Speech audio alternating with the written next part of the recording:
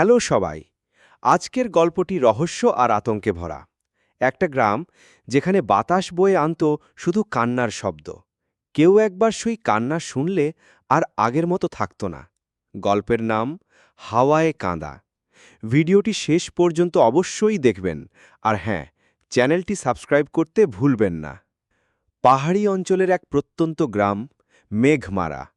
দূর থেকে দেখলে জায়গাটা স্বপ্নের মতো সুন্দর। সবুজ ধানক্ষেত, টলটলে নদী আর চারপাশে ঘন জঙ্গল। কিন্তু এই গ্রামের একটা অদ্ভুত ইতিহাস আছে। রাতে এখানে বাতাস বইলে তার সাথে ভেসে আসে কান্নার শব্দ। এই কান্না যেন কোনো নারী বা শিশুর নয়, বরং অজানা কিছুর। গ্রামের মানুষজন বিশ্বাস করে যে কেউ এই কান্না শুনবে সে ধীরে ধীরে বাস্তবতা থেকে বিচ্ছিন্ন হয়ে যাবে আর শেষে হারিয়ে যাবে অদৃশ্য কোনো জগতে। তবুও বাইরের মানুষ এসব কথা কুসংস্কার ভেবে উড়িয়ে দিত। শহরের সাংবাদিক সায়ন এমনই একজন।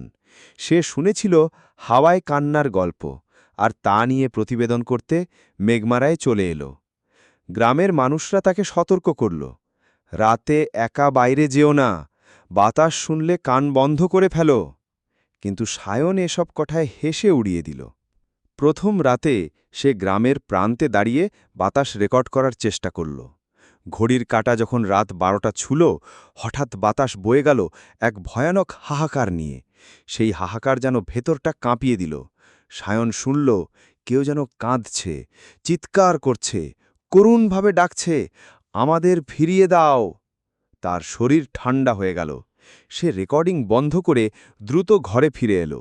কিন্তু সেদিন রাতে ঘুমের ভেতরেও সে একই কান্না শুনতে পেল।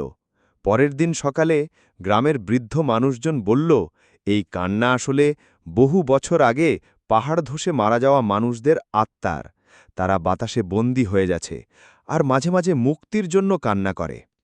সায়ন ভেবেছিল হয়তো এটাই লোককথা। কিন্তু দ্বিতীয় রাতে ঘটনা আরও ভয়ঙ্কর হল। সে আবার সাহস করে বাইরে বেরোল, এবার আরও গভীরে, জঙ্গলের ভেতরে। বাতাস বয়ে এলো আর সেই কান্না যেন আরও স্পষ্ট। এবার সে শুধু কান্না নয়, নিজের নামও শুনল, সায়ন, সায়ন, আমাদের সাথে এসো। সে ভয় পেয়ে গেল।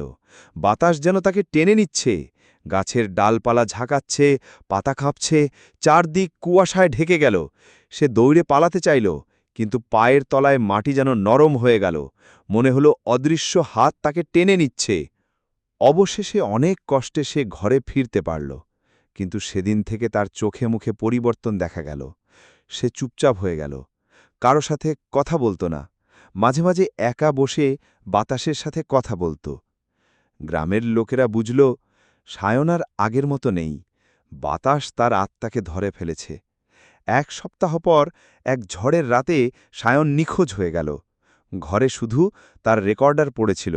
রেকর্ডারে ভেসে আসছিল বাতাসের শব্দ, আর সেই সাথে এক অদ্ভুত কান্না।